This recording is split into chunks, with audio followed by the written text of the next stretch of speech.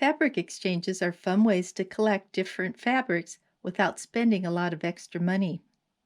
There are many ways to go about setting up an exchange. They can be conducted among friends or complete strangers. Participants usually determine the size, color, and styles of fabric to be shared. Recently, I posted a video and directions for the spool quilt. It's a perfect quilt for showing you the steps involved in setting up a fabric exchange. You need 27 different 3.5 inch by 8.5 inch rectangles. That means you need to buy 27 1/8 of a yards of fabric. That's a total of 3 3/8 yards.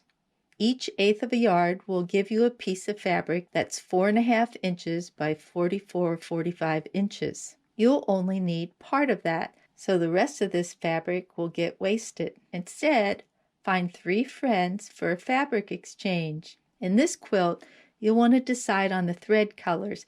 I have 2 pinks and 2 blues. You might want to add a black and a white, so decide on what 9 thread colors you're going to have. Then each person buys 1/8 of a yard of each one of those colors.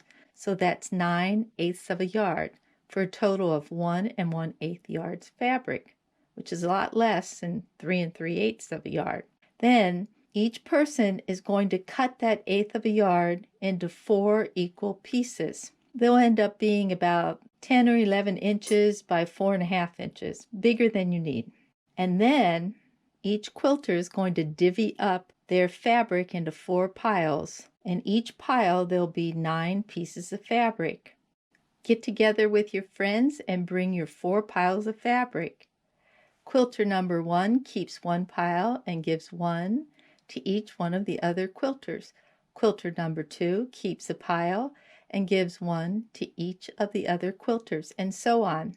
At the end of the exchange, all 4 quilters will end up with 36 different fabrics to put into their quilt.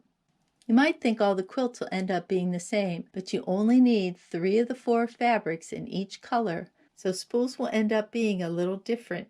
Of course, you can also add other fabrics from your scrap bag to make your quilt more unique. Your backing and spool cap choice will also be different. If you'd like a free pattern and video for this spool quilt, you can find the links below. Try Googling these terms for more examples of fabric sharing. This video is part of our encyclopedia. Click on the Encyclopedia tab to see the entire entry. Please visit learnhowtoquilt.com if you're looking to find more information about a particular quilting topic. Let us know if you don't find what you're looking for, and we'll try to make a new post for your inquiry. Thanks, and have a great day sewing.